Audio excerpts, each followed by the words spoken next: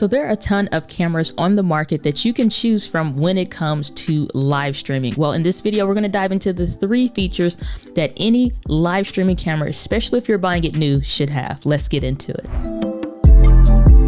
So when it comes to taking your camera's image and turning that into a video just like this, whether it's live or recorded, you need to have clean HDMI out. Now, there's a difference between clean and dirty HDMI out. This means that if it's clean, it looks like this. There's nothing on the screen unless you want to add something to the screen or some specific icon or overlay. Dirty HDMI means that you get a ton of camera icons. You can see that it's recording, or there is a memory card, or there is no memory card, or the battery life, and all these other kind of symbols.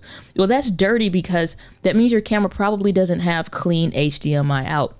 Now, usually when a camera ships and you're just unboxing it, or maybe it was set to factory settings, a lot of times you'll notice that in the settings icon where you would change those HDMI settings, that the icons are turned so that you can see them.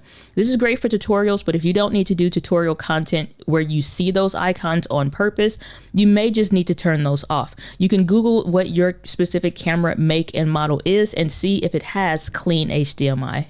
The second feature that you want your camera to have is reliable autofocus. Now, I know that there were these elitist photographers or videographers out there, and they're still around, to where they tried and had the experience of the first autofocusing cameras and the very first mirrorless cameras, which in all honesty weren't all that great. However, we have come a long way in the last decade, and we know technology moves extremely fast. But unfortunately, you still have those that make content saying that autofocus isn't reliable and real pros don't use it. And honestly, you kind of have to put that to the side because they're going off of old information. New technology and the new cameras absolutely have reliable autofocus. Now, in my opinion, and when it comes to the company of LGL or LetsGet.Live, we do have a preference based on this list that we're going over today.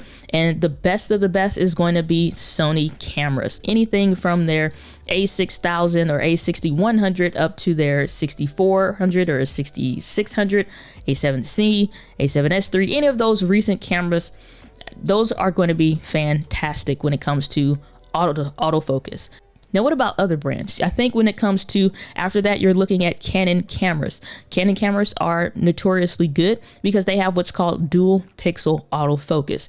Now, this isn't in all of their cameras. You're looking at the Canon T7i DSLR lineup, the Canon SL2, SL3, the Canon M6, M6 Mark II, Canon M50, and on and on. So there are more cameras out there now than there used to be that have the better dual pixel autofocus, but that's the best that comes after Sony. And then other models, maybe Olympus, and the other ones are kind of even, and then Panasonic at the bottom of the barrel. So moving on. The third feature that you want your camera to have is no overheating.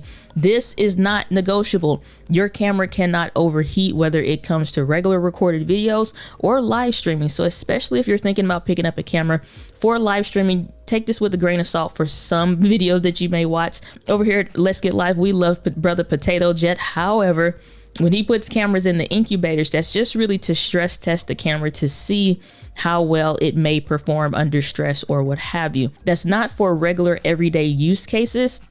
So unless you are that wedding filmmaker or somebody that is going to be in the heat in extreme temperatures where you have no coverage and even a physical human would overheat, of course the camera would, that's not something that you have to worry about. Especially so when it comes to indoors, you definitely don't want a camera that overheats. So if you see that anywhere with just regular indoor use, it's not a camera that you probably want to pick up. And if you're looking to live stream with your camera, then chances are you probably are looking at a live streaming machine. Over here at LGL, we think the M1 Mac Minis are probably some of the best ones that you can consider. So take a look at the video on the screen. I think that might help you out when you're trying to get started live streaming.